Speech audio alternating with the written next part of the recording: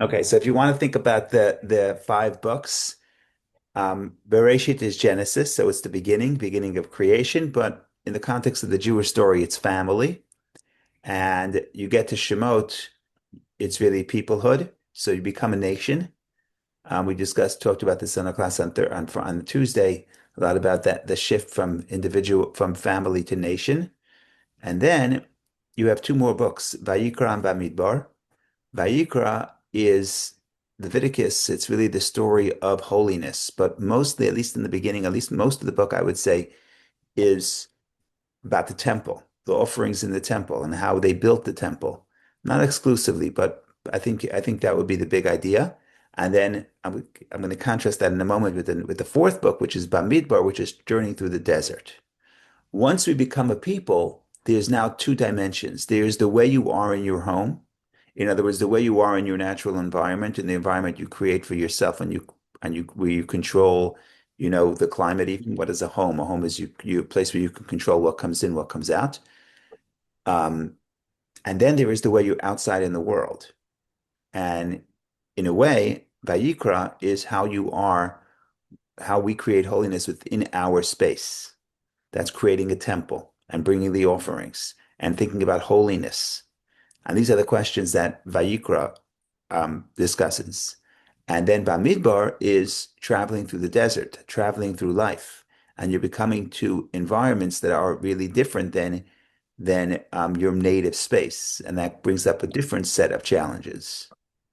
And then the fifth book would be the repetition in our own human voice. So the first four is almost like the stories coming from above. God is telling us what to do, and then how we understand it. That's the fifth book. So if you need to really generalize, one way to think about it is book one is family, book two is nation, book three is the nation within its own holy space, and book four is the nation within traveling through the challenges of the world. In other words, more of a hostile environment. And then you get to five is repetition, how the human voice speaks and retells this story. So that's what I would say. Thank you, Rabbi. I'll probably ask you the same question in 6 months. It's very important. It's very important to not lose the forest from the trees and not lose the trees for the forest. You need to have both ways. You always have to connect the klal and the prat, the general idea and the specific. Somebody said something very beautiful that I want to repeat in that context of details and general ideas. So today, 20th of Tevet, is the yahrzeit, the day of passing of Maimonides. So there's a lot to talk about Maimonides, but just this context, somebody said, I read this morning, somebody said, my friend said, he said like this, so for whatever reason, I don't even know the history, I didn't research it, but people refer to Maimonides as Hanesher Hagadol, the great eagle. I don't even know where that comes from, but that's what people refer to him. Um, and so my friend says, what's the eagle? Why eagle of all the animals? Why eagle? So an eagle on one hand flies very high, so it's got the bird's eye view. On the other hand, it's a bird of prey, so it can find a specific thing it's looking for. And Maimonides is all about organization, to see the big picture, what is beyond all the details of the law, what is the big idea so that it helps you organize the specifics. So, but he also gets into the specifics. So the idea to be able to maintain the big idea while seeing the details and vice versa is a very important, a very, very, very important skill. And the 20th day of Tavis, we could mention that Maimonides is the one who exemplifies this point. Okay, so that's all by introduction. Now there's so much to talk about in the Parsha, but we like to speak a little bit in terms of Kabbalah on Friday, so we'll try to keep it a little bit Kabbalistic. Let's start with names because names is the name of the Parsha. It's also the name of the book. And there's a lot to say about names in the context of the Kabbalah, because first of all, we talk about the names of the Jewish people. That's the opening statement. Ele Shmot Bnei Yisrael Ba'im Mitzrayim. These are the names of the children of Israel who are descending to Egypt. But there's also the concept of names where names of God also appear in this parsha, because tells Pharaoh, I'm sorry, Moshe tells God at the burning bush. Moshe says that the people are going to ask, what is God's name? And God answers that question. And it's not exactly clear what he says or what he means, but that itself is a question. So the whole discussion about names is a discussion that the Kabbalah is very interested in. So let's start from the beginning and talk about the names of the children of Israel and what that represents. And we discussed this a little bit on Tuesday, so I'm going to try not to repeat too much. The basic questions are the same. The basic question is, why do we have to repeat the names of the opening statement of the Parsha? These are the names of the children of Israel who descended to Egypt. We already know this. We already know the names. They were written in two portions ago in the portion of, in the portion of Vayigash, and we know the names and we know the numbers, and there we have every single name, and here it's repeated. So why open the Parsha? Why open the Parsha with the story of names? And just to dramatize it, like I like to do, is to say that it doesn't sound very compelling as a name to sell a book. Exodus is exciting. You have this drama built into the name Exodus, but names seems to be boring. So there's different ways to think about this, and I said this in the past. I said it on Tuesday. I'm just going to be very brief before we get to the Kabbalistic, but it ties into Bob's point, which is what's the big picture. And just so the point is like this: when you're moving from individual to family, I'm sorry, from family to nation, as we are in this book, you can get the impression, the incorrect impression that the individual doesn't really matter anymore because we're a nation. So what is one person? One person is not that important in the context of a nation. If you have a family, every individual is important. But in a nation, okay, so we have a nation, the numbers are on a completely different scale. So if one person comes or doesn't come along, it's not that relevant. But the Torah is specifically telling you the value of every individual. Specifically, this has to be emphasized when we're becoming a nation, because the nation does not um, cause us to forget about the value of the individual, and in a way gets to the philosophical point of what is the collective? Is it some abstract idea, or is it a collective of individuals? In other words, the relationship between individual and collective is very interesting, and there's many ways to think about it, and many political systems debate this question: what is the relationship between the individual citizen and the collective? But the point here is that the Torah is emphasizing, any way you explain it, Torah is emphasizing that specifically when we move to the collective, don't forget about the power and the importance and the love that God has to every individual, and that is expressed with the name. And we talked about that's also the first Rashi, no diachi batan, that the Torah wants to tell us there how the Jewish people are beloved, and that's why God refers to them by name. But again, it's very important to say this specifically when we're talking about the nation, where you could say, I'm only one of hundreds of thousands of people, so whether I do or do not perform this mitzvah, or whether I do not or I do or do not include myself in the collective is not really important, because it's not really going to make that much of a difference. That is a mistake. And God emphasizes that by saying, no, every individual matters, by naming every individual. So that's what we said. That's what we said on Tuesday, and that's what we said in the past.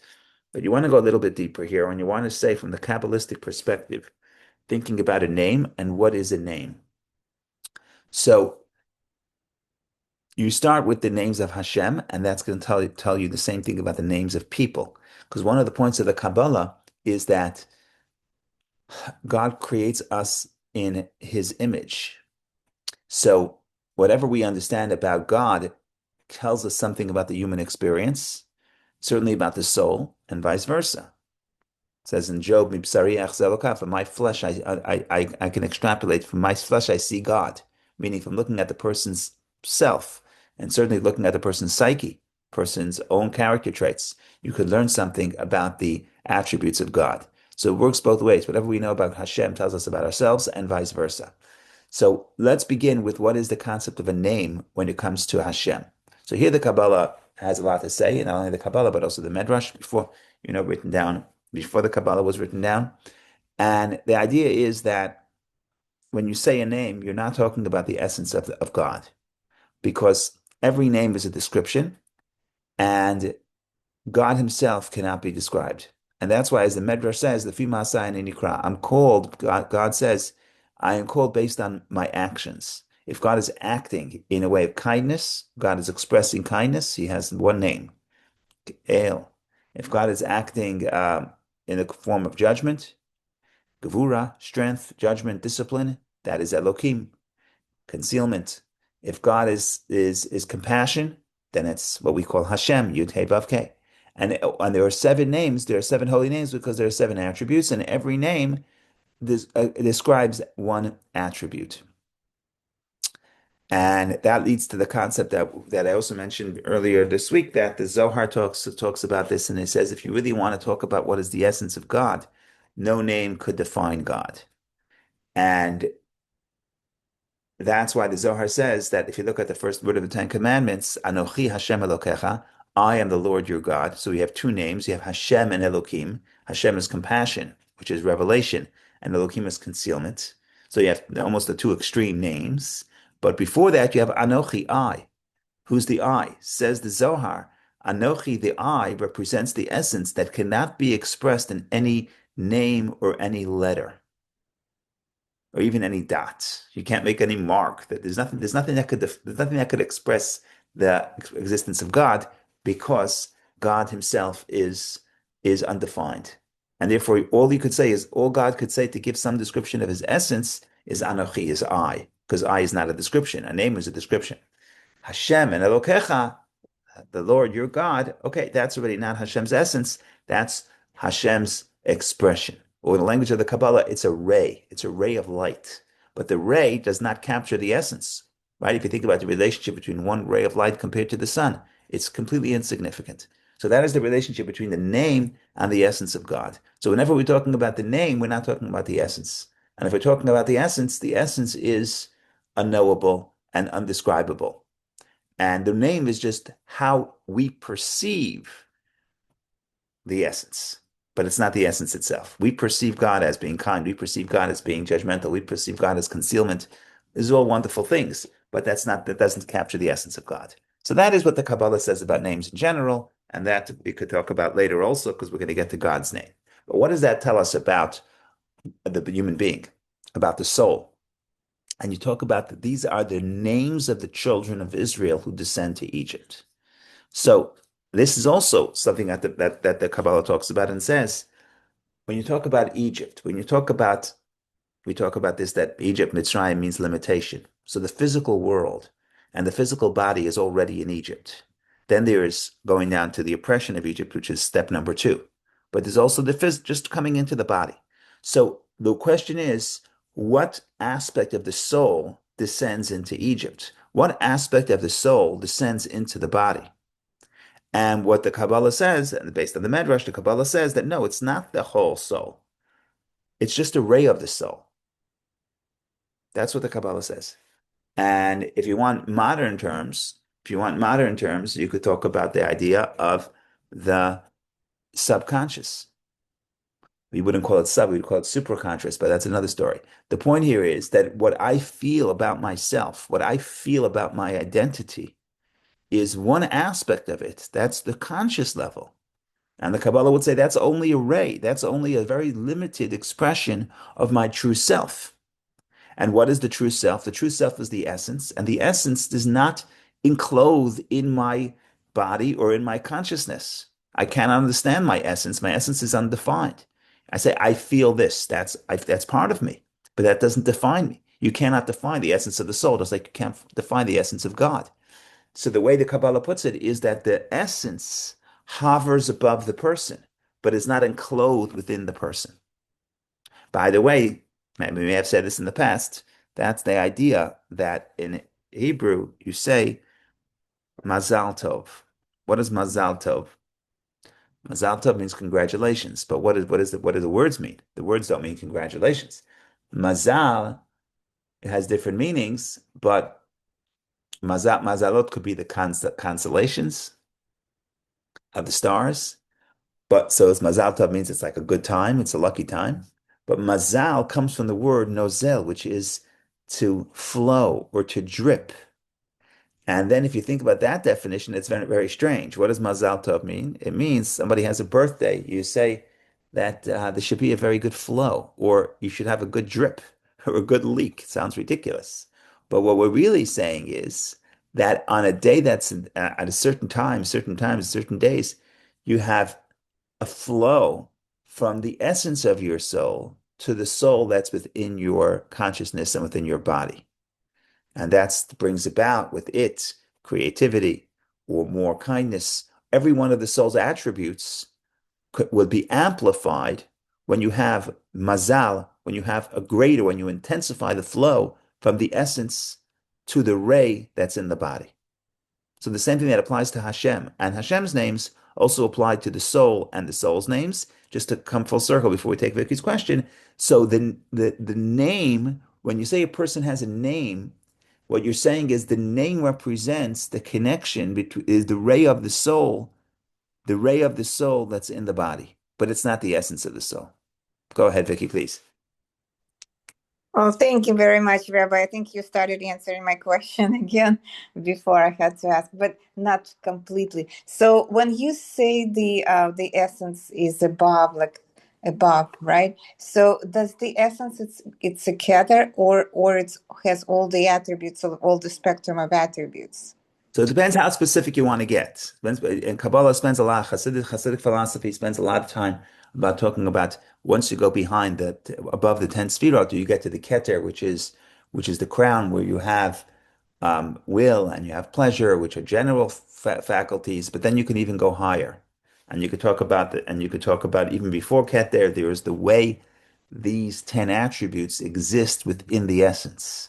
And there's a lot of talk about that in the Kabbalah and Hasidic philosophy. So it depends to what degree you want to get into it. But you get to a certain point where the specific faculties are within the essence, but they don't exist as independent entities. In the language of the Kabbalah, you could have all 10 tied up into one vessel. In other words, later you have 10 sfirot, you have vessels and light. Then you have all 10 are in one. So there's at least three levels of how you think about that. But that's if we want to take a deep dive into how the relationship and the source between the essence and the faculties. But if you want to just generalize, you could say that even the will, you could, if you want to generalize, you could say that in a way, will and pleasure also hover above the person. And one way to think about it is there's no specific part of the body where they hang out. And also they superimpose their will over the personality. Like you could have willpower and decide to do something that's very different than your personality. So obviously it's above it. But then there's also the essence that's above that cannot be described. Can't there at some point already could be described, right? The essence cannot be described.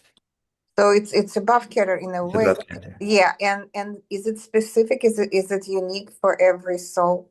Every Yes, person? yes. Every person has their own soul. But could you define it? And now you could say there are general souls because there's 600,000 root souls and there are specific souls. So it all depends how you want to look at it. But no matter what, even my specific soul, which is part of a root soul, my specific soul, I'm not in touch with the full extent of the essence of that soul. Even psychology understands maybe now, 150 years ago, that there's or 125 years, what approximately, whatever, however many decades ago, that there's the subconscious, and you don't experience the full, the full extent of what's happening within yourself. And that's what the psychologists know. What the Kabbalists know is even more so, is that some of this doesn't even come into you, it hovers above. And that's where you have to think about ideas like a person, if you try to think about creativity, and if you try to track it, the ideas fall into your head. And even just that expression, I fell into my head. Where did it fall into my head from? Right? So there's something above that generates feelings and generates ideas and generates creativity. And again, I'm just using that as an example because creativity is not doesn't come from the essence, but it does come from something that's above the chachma, above the wisdom.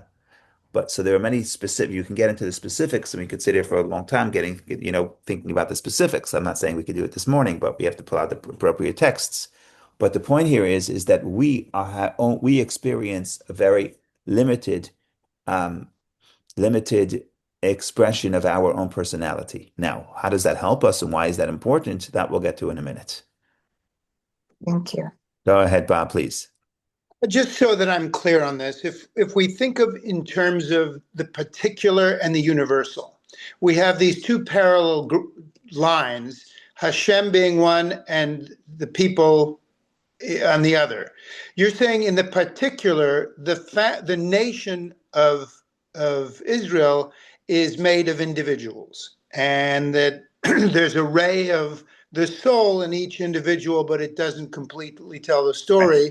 Correct. And on the Hashem side, these are the various names of Hashem that lend themselves to describe part of his attributes, but it in no way Right. is the universal. I mean, Right. the universal is much greater.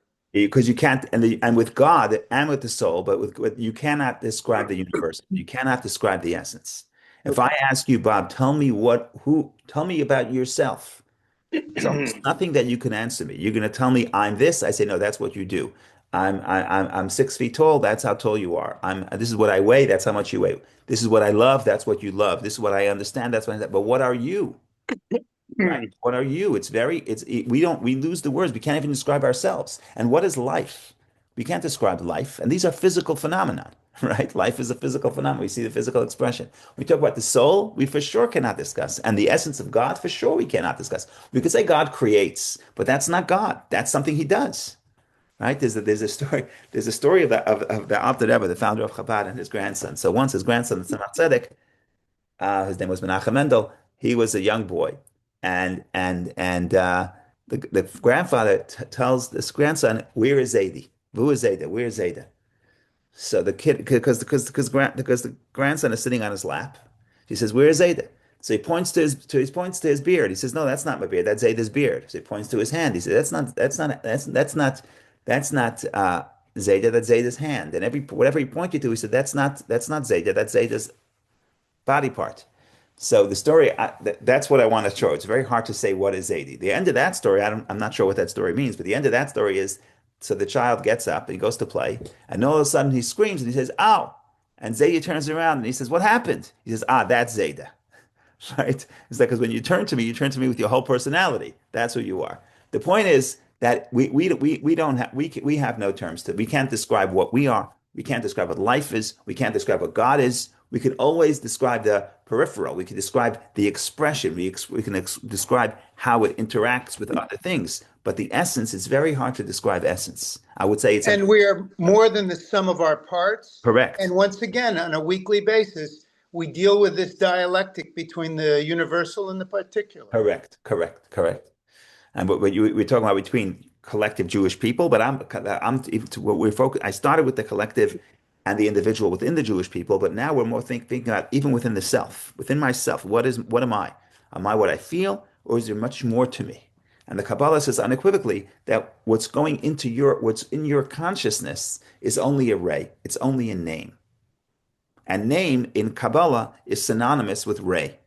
Name of Hashem means a ray of Hashem. It's an expression, it's an external expression, but it's not the essence. Okay. Does that make any sense? Yes, it does, sir. Okay. Now let's go back to the verse. These are the names of the sons of Israel that come down to Egypt. One way to read this is what enters Egypt. I'm talking about the physical Egypt, and I'm also talking about the limitation of the physical body. Only the name enters Egypt. Only the name enters the physical space and the physical awareness, only a ray of the soul. But in no way does this capture the essence of the soul. The essence of the soul is free and hovers above. Okay, that's good to know. Why is that good to know? Why does that help? So the point here is that if a person really understands this dynamic, the person is never trapped. You have this concept in Judaism that's in the Talmud that says, "Ein chavush matir et atzmo." Someone who is tied up cannot untie themselves, because even if it's a small little rope that's holding me together, but if it's tying me, I cannot untie myself.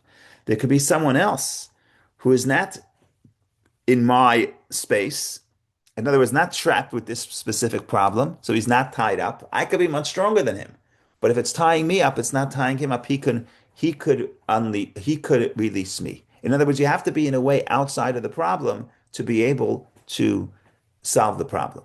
If your person is totally and completely within this space that is causing him the distress, he cannot release himself. What happens if the idea, this model where I'm experiencing this problem, either physical problem or psychological problem, but I know that this doesn't define me. This problem does not define me because my essence is not defined. And my essence transcends this specific problem. So then that is the path to liberation. That's where I could go and I could say, I could connect to that part of self, and that part of self is not trapped, right? If you're in the problem completely, it's very hard to extricate yourself. But if you can raise yourself above and say, this is a problem that part of me is experiencing, but this problem does not define me, that's where liberation could happen. So the first thing we have to understand when the Jewish people are about to enter Egypt is that, and we're going to talk about the slavery, and that's from the perspective of the Kabbalah, we're talking about physical slavery, but we're also talking about psychological slavery and spiritual slavery. So what's the most important thing to say? What's the most important thing to say? The most important thing to say is remember what is descending into the slavery, what is descending into the challenge is not your essence, it's only part of you. It's only a ray. And if you remember that, you realize the challenge does not define you. Even on a very simple level, a person could be a slave, and a person could define themselves as a slave. And if a person defines himself as a slave, it's going to be very hard to extricate them from slavery. But if a person says, I'm not a slave, I'm a free person, it happens to be that right now, because of the circumstances, I am being enslaved. But that does not define me. If a person could have that attitude, then over time, then we know the person ultimately will be freed. And the same thing is with in the spiritual sense. I think we talked about the story with Joseph. There's different ways to get about this, but the bottom line is the most terrible thing would be if someone fails, if someone sins, and as a result of that failure, the person tells themselves, I am a sinner. In other words, this shortcoming or this challenge defines who I am, how my own self-perception. And if it defines my own self-perception, then I'm not going to extricate myself from that situation because I say, this is who I am. What do you want from me? This is who I am. I'm not going to change. But if I understand, I'm not ignoring this. I'm not saying it's not part of me. I'm saying, yes, I'm struggling with this perspective or with this problem or with this challenge. I'm not ignoring it. This is a real issue for part of me, for the part of me that's in my body.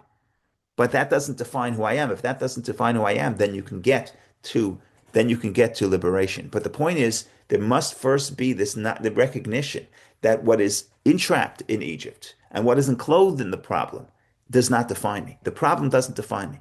Just to finish up this whole thing for a second before we take Vicky's question, just for the entertainment purposes, there's this back and forth with Joseph and the wife of Pharaoh and the wife of Potiphar, the wife of his master. And this whole story, she tries to seduce him. And how does the Torah continue? Torah says that one day he comes home, nobody else is home. She grabs his garment and he runs away and leaves the garment in her hand. So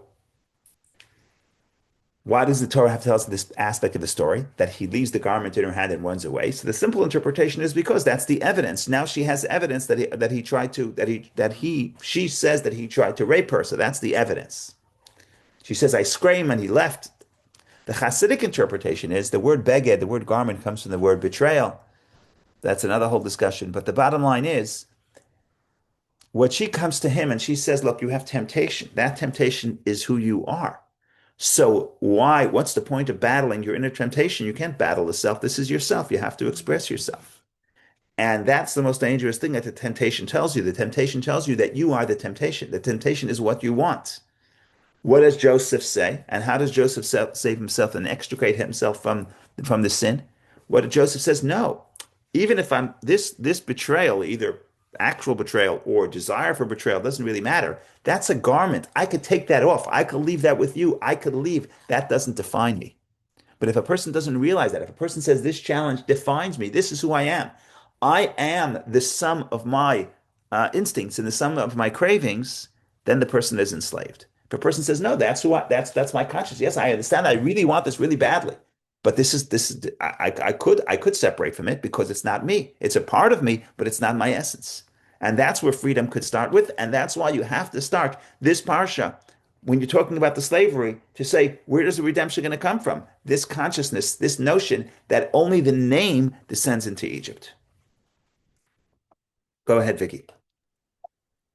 Thank you, Rabbi. So you mentioned that the person can liberate himself by connecting to the essence that's hovering above, right? But Yes. the person's essence is also connected to Hashem's essence. So when we were in Egypt, the we needed Hashem's intervention to get us liberated. Is it because we were liberated as people? And the person also needs to connect to his essence and his connection to Hashem in order to liberate himself, even if somebody is not around to untie them from the problem. Right. So we're talking about the collective to change the politics of the country, that you need Hashem. What the Kabbalah is talking about, the Hasidism is more focused on, is their own personal life. How do I, in my life, how do I become spiritually free? So to do this in the world, you'll need a greater revelation. You need Hashem because there's much more taking place, right? A person cannot extricate himself from Egypt. He would need the help of God. But a person could extricate himself from the psychological Egypt by connecting to his essence, which is connected to Hashem. What I'm trying to say is there's two stories. There's the global story and there's the political story. And there's Hashem's intervention to perform miracles in the world and make things happen that we thought was impossible. And maybe it's happening right now in Iran. I don't know that there's regime change. So for regime change, I don't know that an individual person could do it. Maybe you need a collective to do it. You need the power of the collective. You need Hashem's intervention, meaning not just my own individual work, but you need a greater revelation to make that happen. That's one story. But there's also a story, and that these stories relate, is the individual person has to have individual freedom, spiritual freedom. And I don't know how one happens without the other. Sometimes the former triggers in other words, sometimes Hashem's revelation brings about the work within people, and sometimes the work within people brings about the revelation of Hashem. And what happens first, what happens second is a specific question, is a separate question. Also within politics, what happens first? Does the regime fall because many people rebel, or is it because individuals then trigger more people and it comes a domino effect? There's different models. But the point is, yes, what you're saying is, what I'm trying to say is that these are all connected. Ultimately, they're all connected. And that's why we talk about the idea of redemption. When enough people have their personal spiritual redemption, that brings about the collective cosmic redemption. Beautiful. Thank you, Rabbi. But it leads me to the question, I mean, how we liberating himself, but also the question how we got there as a people. So we all as a people got, volunteered for the project that we're not supposed to be volunteering for, and Hashem will allow that to happen. So is it a collective character trait for us to volunteer for the project that we're not supposed to, Right. being fooled, basically? They outsmarted us. I know it was a plan. It was a plan, but and Hashem let it happen. But is it like something that we need to be aware of today? Like, it's a national character trait. There is a balance of how much are we in the world and how much are we distinct.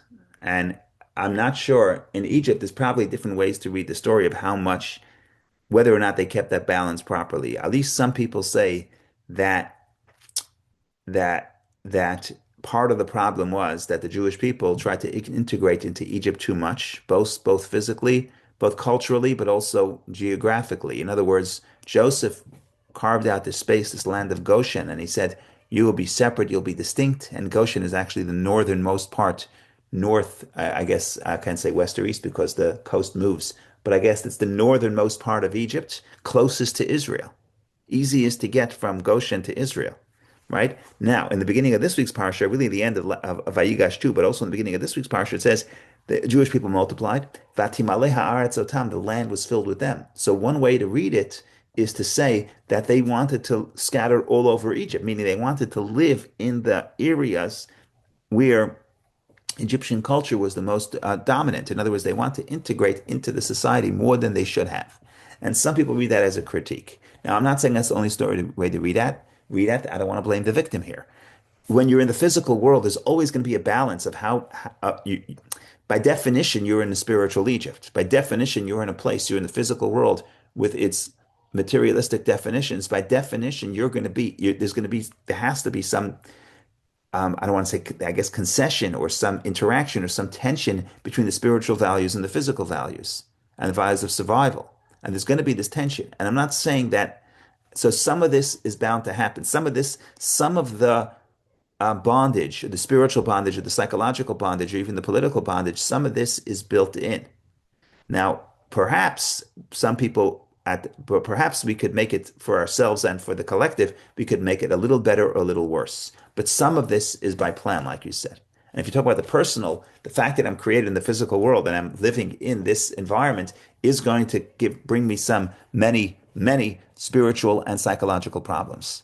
Now, I could make it worse for myself. I can make it better. But even if I make it better, you cannot escape those challenges, right? Even like Rabbi Shai Zalman says in Tanya, even the tzaddik gomer, even the complete righteous person who has no evil inclination, has no animal soul, even the godly soul, because it comes into the body, is now a yesh, is now an ego. It's a holy ego, but it's an ego. It's an existence. It's a separate existence, right? So you cannot, I don't know if I'm answering your question, but I'm just saying, in a way, you cannot, by virtue of being born, you're already in a spiritual Egypt. By virtue, and then certainly by being in a time of exile and being in Egypt, not in Israel, there's also that's adding to the tension. It's possible that they went too far, they went more, and it didn't have to be that bad, possibly. But even if that's the case, some of this is bound to happen. Some of this is by design, because the purpose of the soul is to come down and to transform the physical world. You have to be in the physical world, and you have to understand the physical world. You have to be from within also. We talked about this in the past that I said to solve a problem, you have to be outside the problem, but to solve a problem, you also have to be inside the problem, because I cannot help somebody else if I don't understand where they're coming from. If you come to someone and say, give me advice, and they have no experience with what you're saying, and they have no way of relating to it, they can't help you. Maybe they're not in the problem. So in other words, the paradox is, I may have written about this in my email last week, may have, I don't remember. I think I did, that you have to be above the problem and within the problem at the same time to solve a problem.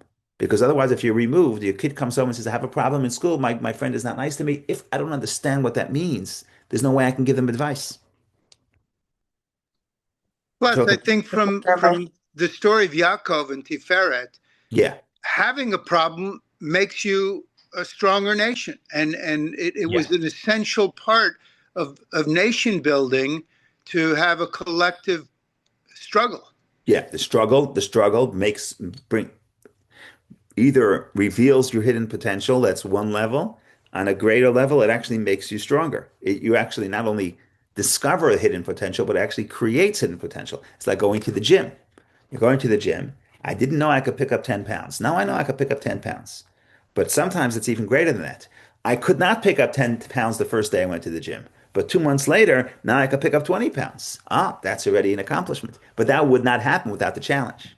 So yes, you have to be here and we get certain benefits from the challenge. But on the other hand, we can't be trapped because then the challenge is going to drown us. So the question is, how do we self-define? And we can think about this and we talk about this. We think about how do we self-define? Are we a body? Are we a soul? Even if we're a soul, are we the soul the way we experience it? Or is there an essence that's above all of this? And the answer is going to be we're both. But we have to know this. We have to understand the relationship between the essence of the soul and the ray of the soul and the name of the soul in order to understand that we're not trapped. That's the key term. The key term is when you have a problem, you have a real problem, psychological or spiritual or philosophical. And then one way to look at it is I have this problem and I'm stuck. But how do I unstuck myself? Unstuck myself is not to tell me that this problem is, I'm not feeling this problem. It's not saying I'm not feeling this emotion. I'm sad. To say, be happy. No, that's not the way you solve a problem. That's not the way you unstuck yourself by negating the experience. We're saying the experience is real and the experience is important and you have to respect that experience.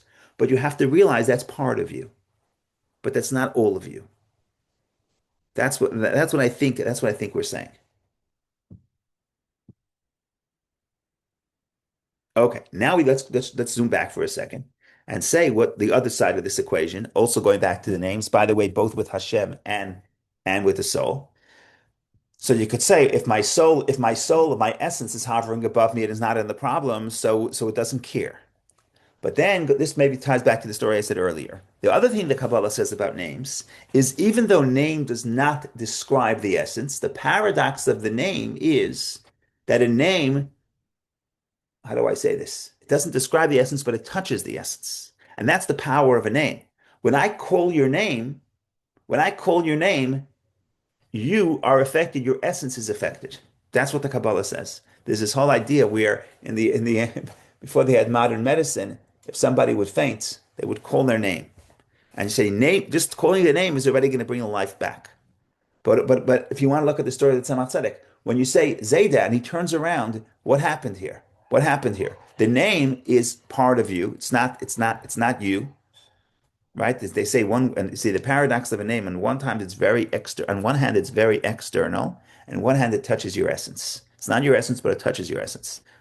What is the illustration? The illustration is if a person is living, they have a riddle that the kids would ask. What is yours, but other people use more than you do? Anybody want to take a stab? What is yours, but other people use more than you do? Go ahead, Vicky. Well, obviously, it's a name, It's your but name. my question was, is it a Jewish name? And Zaidi is a title. So, what is Right, right, right. title, a name, a Yeah. Jewish name? What So is? that's a good question. We'll have to, I don't know the answer. We'll have to try to unpack it in a minute or two. But let's get to the point. The point is, if a person's living on an island alone, right? So I'm alone on the island. I don't need a name.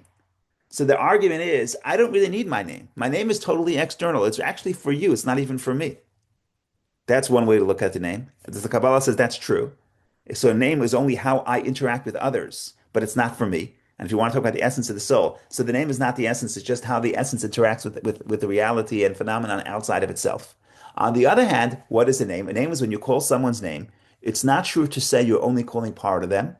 When I say Bob, I don't just mean the kind Bob. I mean the essence of Bob, right? So when I call you completely. So what we're trying to say is make no mistake. When we say the name is just a ray and the essence hovers above, don't think that the essence is disinterested because the name touches the essence.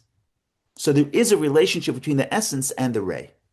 You see, that's the advantage of the metaphor. There's different metaphors in Kabbalah. One metaphor is the ray and the sun. The problem with the metaphor of the ray and the sun, it's a very good metaphor, but it's probably one of the best metaphors you have where you could actually see the relationship between a specific energy and its source. You could actually see it. Okay. But the problem with that metaphor is the sun doesn't really care what happens with the ray, right? Let's say it's a cloudy day today, so I don't see so much sun. So the sun is not that offended that the ray didn't get into my room. Doesn't really care. The sun doesn't care about the ray. Now, sun doesn't have consciousness, but I'm saying even in the metaphor of you have this tremendous amount of energy, the sun is producing. The giver doesn't really care about the ray. The relationship is a one-way street. When you talk about a name, on the other hand, what we're saying is the essence cares about the name. When you call the name, you're getting the person's attention in its totality. So that's what we're trying to talk about. So the point here is when the soul descends to the body, on one hand, it doesn't define the essence. On the other hand, the essence is affected because you say the benefit that the soul accomplishes in this world actually benefits the essence. That's what we're trying to get at. Now, Vicky's question is it a Jewish name or is it a non-Jewish name?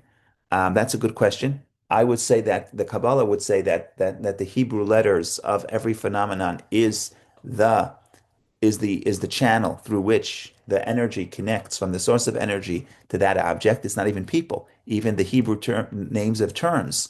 So you have the word even, the word stone gets it. We talked about this it's in the first chapter of the second section of Tanya elaborates upon this, that the letters of you see, all other languages are just conventional. They're just people decide to call this object by this name.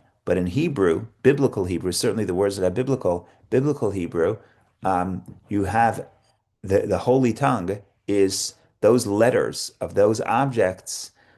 The letters is how they get the energy from Hashem. So I would say that certainly if a person has a Hebrew name, all this is even more true about their Hebrew name. But even if a person doesn't have a Hebrew name, so I would say maybe the soul has a Hebrew name, I don't know, but even their English name would be the letters, the Hebrew letters of their English name. There's different ways to think about what to do if someone did not receive a Hebrew name at birth. And there's different philosophies of what how, if a person wants to get a name later. So there's no rules and there's no laws set in stone, but there's a pattern of people who came to the Rebbe and asked like what name to adopt. And very often the Rebbe would suggest, again, it's not the law, so it doesn't mean it has to be done this way, but very often the Rebbe would suggest that a person should take a name that is similar to their English name. So that may mean that by divine providence, that this is my English name, and I don't have if I have a Hebrew name is one thing, but if I don't, then the Hebrew letters, the Hebrew and the English could be related, or the Hebrew and the foreign language could be related. So that is something to think about, but I don't have the answer to that question. But the point here is that on one hand we say that my experience does not define me. On the other hand, what we're saying is the experience that I have definitely affects the essence. So there's not going to be a disconnect between me and my essence. And the same thing is with Hashem. Hashem is the essence of God. It is not defined by the names. It's not defined by his interaction with the world. But the interaction with the world does affect him. He does care. He's not disinterested. If he was be disinterested, it would be like the relationship between the ray and the sun. But that aspect is not. But the metaphor that is used is the metaphor of a name, because the name means that ultimately the name it relates to the essence of the soul. And when you call the name, you're not only referring to the aspect that you're referring to, but you're addressing the person who's named, who has the name, meaning the person behind the name. That's the paradox of the name. On one hand, the name is external. On the other hand, it reaches and touches and awakens the person, the essence of the person. So we're trying to say here is that both within Hashem and within our experience, our experience doesn't define us. We have the essence of the soul that hovers above it, but also, but on the other hand, our experience creates an elevation because we know the whole purpose of the descent. Why do we go to Egypt? Why are we suffering? That's the big question of this parsha, especially as you get to the end of the parsha.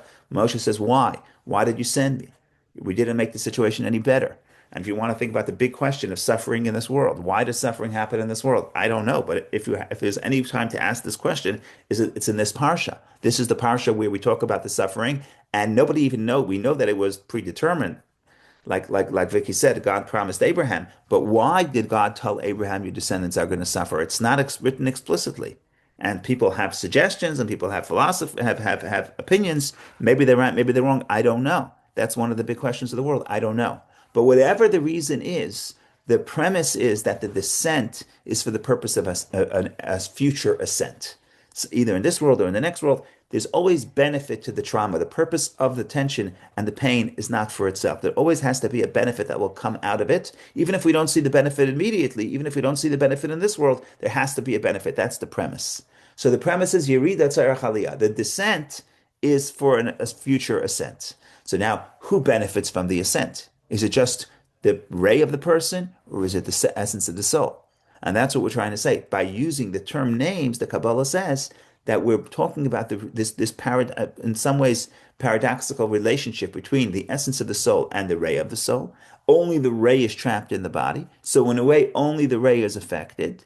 And the person ultimately could achieve freedom and can overcome the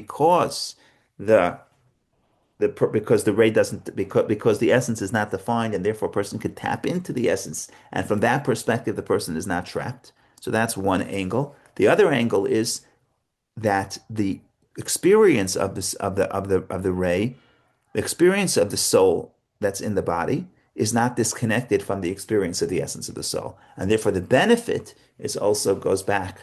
The essence of the soul too is elevated by this experience. And if you want to talk about with God and the world, it's the same thing.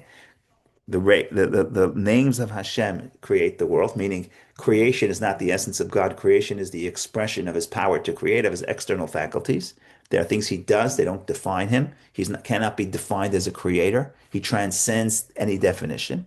On the other hand, his essence is not disinterested. His essence is connected to our experience. So when we say, God, you're the creator, God, you're kind, we're referring to specifically the name, but the name also touches the essence that's behind the kindness. And by the way, human relationships is the same thing. When I talk to you and I'm grateful to you and I say, I really like spending time with you, what do I mean? What do I mean? I mean your wisdom, yes, but not only. I mean your essence. But I don't have a window to your essence. So I like your kindness, I like your wisdom, I like your ideas, I like your music. These are all external. But but on some level, you can't be stuck with relating to the other person's external, and ultimately you get a connection where you feel you're connected to the person behind these attributes. So the attributes are the gateway, but you're not stuck with I'm relating to the attributes. You get to the point, you can develop to the point where I understand that there's something deeper, and that's what I'm committed to. So that's the pitch. Go ahead, Bob. Just a brief question about this connection between the ray and the essence. I'm assuming it's a two-way street, that if the ray gets poisoned, can't that poison leach up to the essence and then damage the mother load?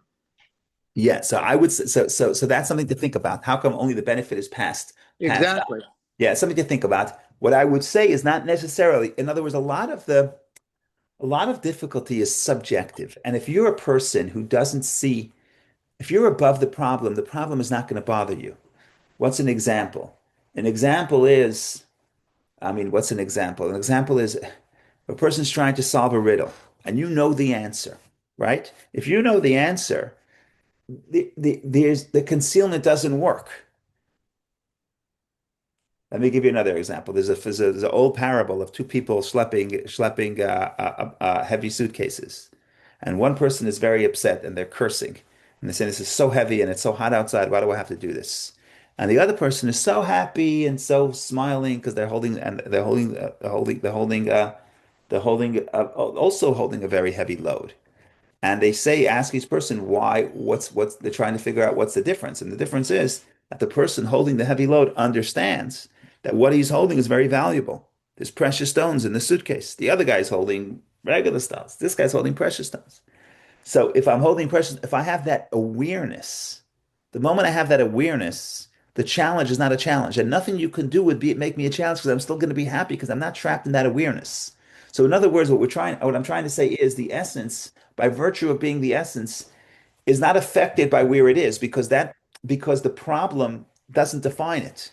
So if you're in a situation and the problem doesn't define it, I don't see how the negative could be passed on.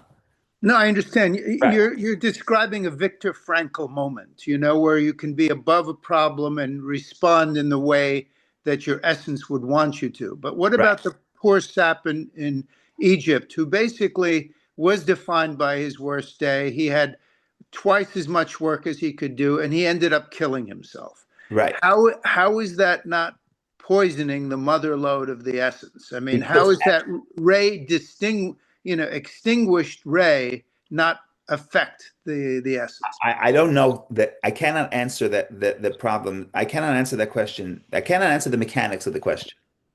I cannot answer the mechanics of the question. I don't know.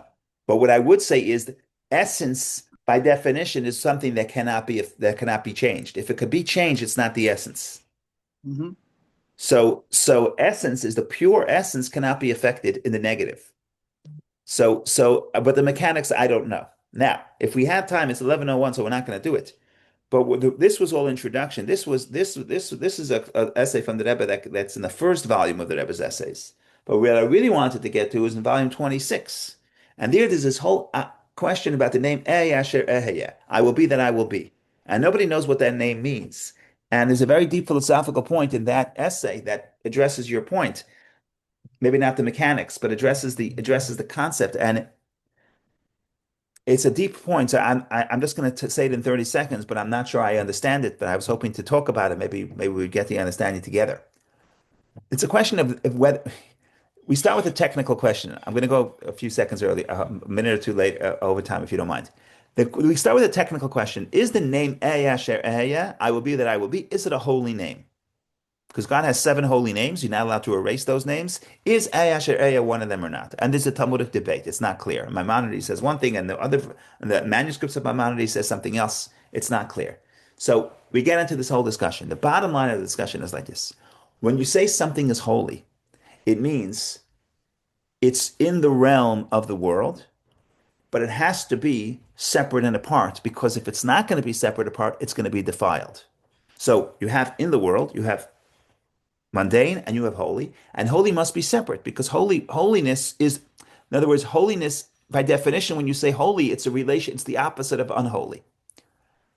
And therefore, holiness has certain definitions. And in the space of unholiness, holiness cannot exist. Okay. The Rebbe takes the position that according to Maimonides, the name I will be that I will be is not a holy name. It's referring to God, but it's not a holy name. You could erase it. It sounds like a paradox. So what the Rebbe seems to be saying is the essence could be everywhere because wherever it is, it's unsusceptible to change. So holiness, it's like if you have a concept, you have something, a very expensive dish, it's made of crystal. I have to put it on the top shelf. Why? Because if I put it on the bottom, the kids are going to break it. I have to be very careful. So this is something that's holiness. That's something that you have to protect it because it could be defiled, it could break. What happens if you have something like the essence of God, which is the essence of all existence? So you don't have to make it holy. You don't have to defend it and prevent it from defilement because it cannot be defiled. And if I can, so paradoxically, the essence is not holy. The essence is everywhere. That's the point. Holiness means I have to protect it from defilements. The essence of God, you can't define it as holy because it's everywhere. It's in the holiness. It's in the unholiness. It is not affected. And if it's not affected, it's not. You can't classify it as holy. So I'm not sure I understand what the words that I just said, but I think that relates to your point. The point is the essence is everywhere because it's not affected by anything. Right. What you're suggesting that holiness is precious and thus must be cloistered away. Right. Because it's susceptible to unholiness. Correct. Or Right. cracking. Right. As where the other is perfection Right. and is immutable. It can't be It's changed. immutable. And that's the irony that God could be everywhere. How could Mhm. God be in the unholiness? Because he's not affected by it. Right. So to say about the essence of God, Maimonides says, "Ey Asher Ey," means I will be that I will be. That's not a name. It's not a description. It's the essence. And where is God? Everywhere. In the suffering, in the slavery, he's everywhere. But isn't he affected? No, the essence is not affected. Now, if it's true about God, it's true about the person. That is true about the person, that the essence of the person can never be defiled. And any damage and any trauma and any pain is external to the essence and is an experience that ultimately the soul grows from that experience, but not negatively because it's not susceptible to the terms breaks down. You can't use the term holy or unholy or damaged or undamaged. All that those terms only apply to things that are external. The essence is not Is susceptible. immutable. Yes, indeed. Is it Is today Maimonides' birthday or your side? Today, I made a mistake. Today's his yard site. His birthday is We have very few. We have very few before the Hasidic movement. We have very few records Birthdays. of birthdays, but we Right. do have a record of Maimonides' birthday because he writes he was born the day before Passover, after Chatzot. So Yud Daled Nisan, Erev Pesach, after midday. So we know Right. his birthday. Perfect. Okay, go ahead, Vicky, please. Well, I just wanted to follow up on the question that we were discussing before. So we cannot stain the essence of the human soul because the essence of the human soul connected to the godly soul, right? Yes, yes, it's the essence. So you're adding that it's connected to the essence of God. Correct. And it could be that it's the point is that it's the Yeah, the essence. God. Yeah, it's connected to the essence of God. I don't know. It could be you could make an argument that essence of anything cannot be defiled because what could be defiled is only the external faculties. But I'm not sure about that. But certainly the essence of God cannot be defiled. So I agree with you. Yes. An additional point is that if the essence of the soul is connected to the essence of God and the essence of God cannot be defiled, the essence cannot be defiled. Thank you very Mitsuyan. Mitzian. Okay, everyone should have a wonderful Shabbos and a wonderful day and a wonderful Shabbos. And the names, remember that the names is what gives us the ability to redeem ourselves and ultimately to redeem the entire world. So thank you for joining. Ben, תודה רבה. Shabbat Shabbat shalom. shalom. Thank you.